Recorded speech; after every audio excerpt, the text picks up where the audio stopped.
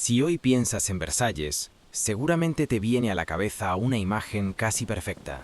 Salones dorados, espejos inmensos, vestidos espectaculares, pelucas imposibles, jardines geométricos y una corte obsesionada con la elegancia. Todo parece limpio, sofisticado y refinado, como si el palacio más famoso de Europa hubiera sido también uno de los lugares más cómodos y lujosos para vivir. Pero la realidad era mucho más incómoda, mucho más sucia y muchísimo más desagradable de lo que casi nadie imagina. Porque Versalles no era solo un símbolo de poder, era también un lugar abarrotado de cuerpos, perfumes, telas pesadas, residuos, enfermedades, humo, sudor, insectos y una higiene muy inferior a lo que hoy consideraríamos soportable. Detrás del brillo, del mármol y del protocolo, había una verdad mucho menos elegante, una verdad hecha de malos olores, hábitos extraños y una obsesión por aparentar limpieza sin llegar a conseguirla de verdad.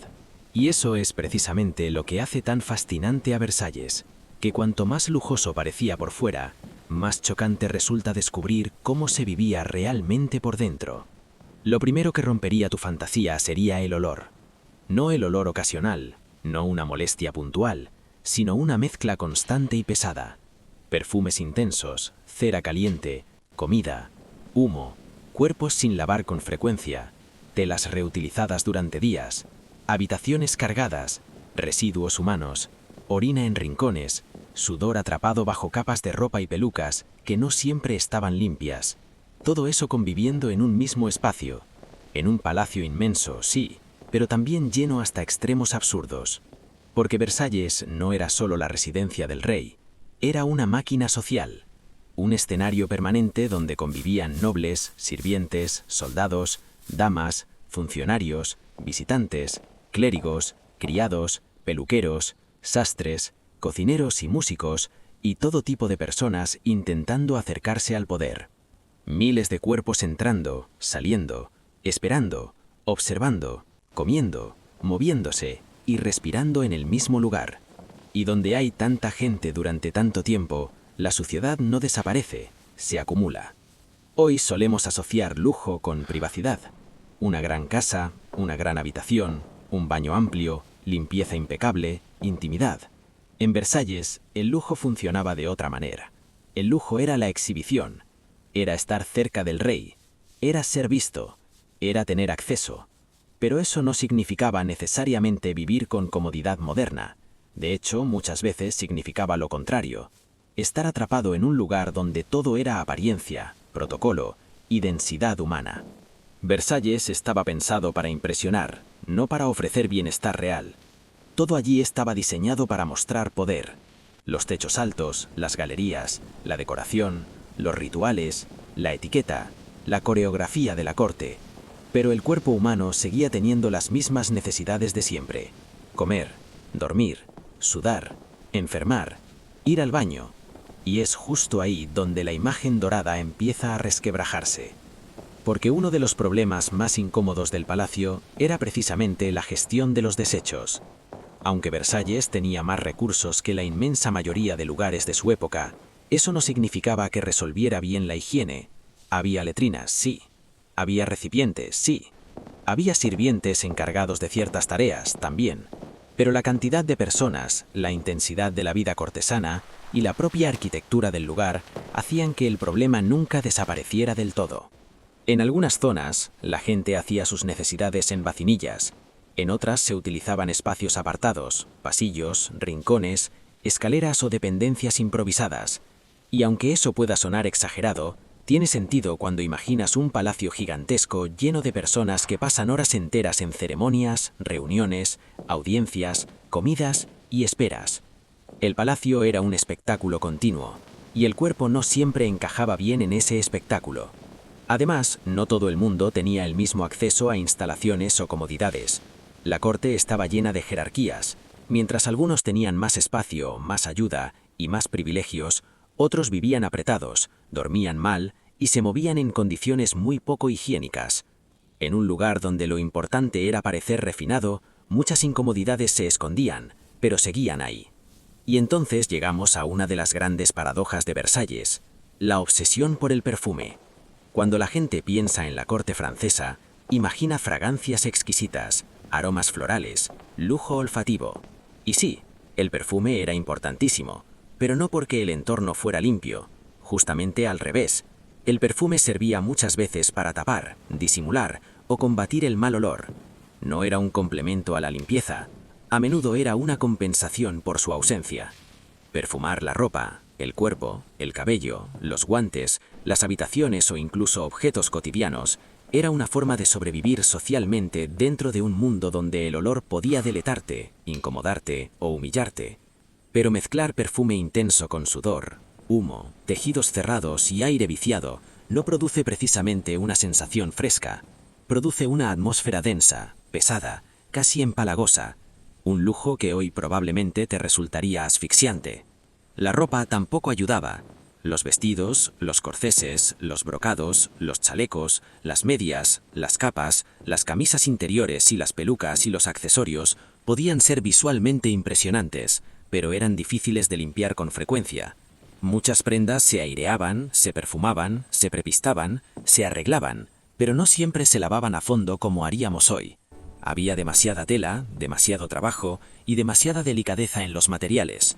Eso significa que buena parte del armario de la corte acumulaba olor corporal, restos de humo, polvo y suciedad con el tiempo. Y como la apariencia me importaba más que la comodidad, la gente seguía poniendo capas sobre capas de ropa pesada, incluso cuando eso aumentaba el calor, el sudor y la incomodidad.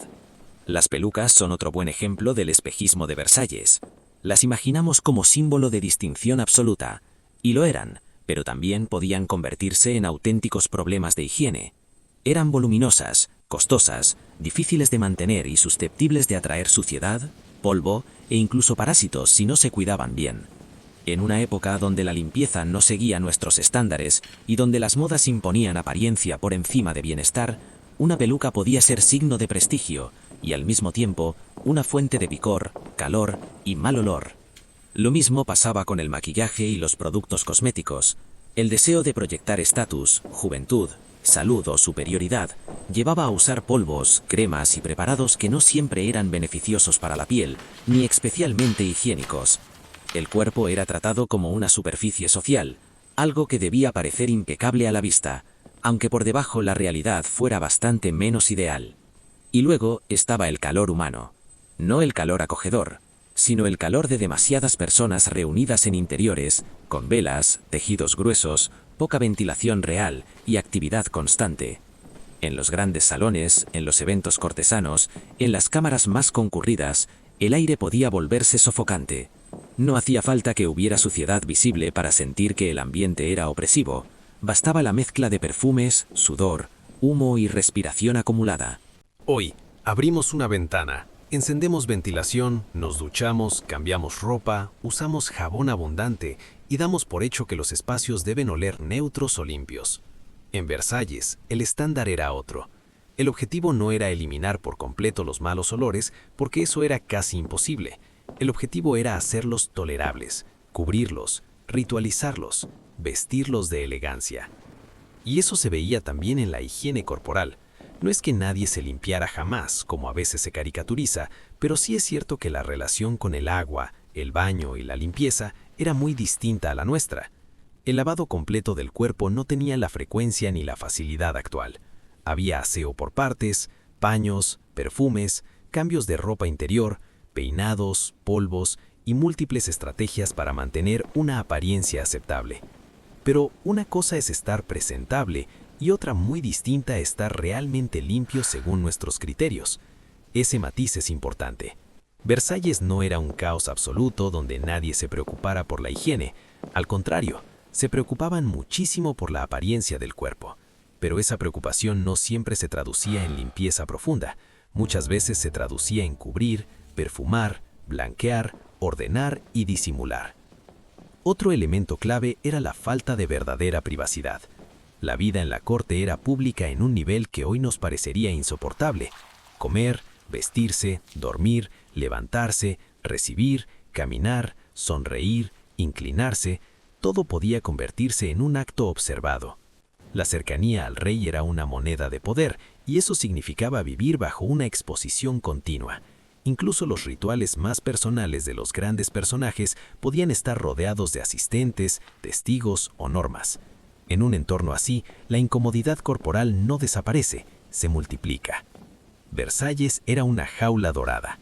Una jaula brillante, sí, pero también agotadora. Había que sostener una imagen constantemente, había que vestir bien, oler bien, parecer sereno, moverse con elegancia, encajar en un sistema feroz de jerarquía. Y todo eso dentro de un entorno donde el cuerpo seguía sudando, cansándose, enfermando y necesitando alivio.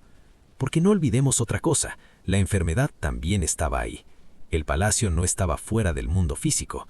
Había infecciones, fiebres, dolencias de la piel, problemas dentales, malestares digestivos, dolores crónicos, epidemias que entraban o salían con la gente.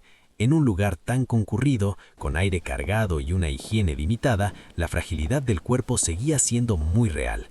La diferencia era que el sufrimiento se envolvía en encaje, seda y protocolo. Incluso la comida, aunque abundante y lujosa en la mesa real, formaba parte de ese ecosistema corporal complicado. Banquetes, excesos, digestiones pesadas, espera, calor, mezcla de olores, residuos de cocina, vajilla, servicio, movimiento de platos y personas.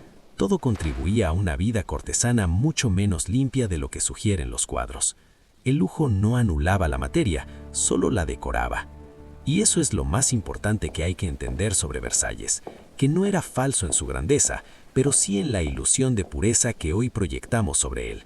Era realmente impresionante, era realmente rico, era realmente deslumbrante. Pero también era profundamente físico y por tanto profundamente sucio en muchos aspectos inevitables para su tiempo. La orina en rincones o pasillos, las vacinillas, los malos olores, los insectos, las telas cargadas, las pelucas problemáticas, los perfumes excesivos y el aire pesado no eran detalles anecdóticos sin importancia. Eran parte del funcionamiento cotidiano de un lugar donde la apariencia de perfección convivía con limitaciones materiales muy serias. Y quizá por eso Versalles sigue fascinando tanto, porque es la mejor demostración de que el lujo del pasado no se parece al lujo actual. Hoy el verdadero lujo suele ser comodidad, silencio, limpieza, intimidad, temperatura estable y descanso. En Versalles el lujo era otra cosa, cercanía al poder, esplendor visual, exceso decorativo y privilegio social, aunque todo eso conviviera con una vida corporal muchísimo más dura de lo que nos gustaría admitir. Si tú entraras hoy en el Versalles real de aquella época, probablemente al principio te impresionaría. Mirarías los techos, las lámparas, los espejos, los vestidos, la ceremonia, la majestuosidad de todo. Pero a medida que pasaran las horas, empezarías a notar otras cosas. El aire cargado, el perfume excesivo, el calor de la ropa, la falta de verdadera limpieza, el roce constante con otras personas, el olor de los pasillos menos nobles, la incomodidad de sostener una apariencia impecable en un entorno que no lo era tanto. Y entonces entenderías la verdad incómoda, que Versalles no era solo un palacio brillante, era un teatro inmenso levantado sobre los límites del cuerpo humano. Un lugar donde la belleza convivía con el hedor, donde el refinamiento se mezclaba con la suciedad y donde la elegancia necesitaba enormes esfuerzos para ocultar una realidad mucho menos noble. Por eso, cuando hoy imaginamos la corte de Versalles como la cima absoluta del lujo, nos falta media historia. Sí, era lujo, sí, era poder, sí, era espectáculo, pero también era hacinamiento, olor, agotamiento, apariencia forzada y una higiene muy deficiente comparada con la nuestra. Y en ese contraste está su auténtica fuerza. Versalles no demuestra que el pasado fuera más sofisticado de lo que pensamos, demuestra algo mucho más interesante, que incluso en el lugar más brillante de Europa, el cuerpo seguía imponiendo su verdad. La piel, el sudor, el olor, la enfermedad, la necesidad, la suciedad, todo eso seguía ahí, debajo del perfume y del oro. Y esa es probablemente la imagen más real de Versalles, no la del cuadro perfecto, sino del brillo peleando constantemente contra el hedor.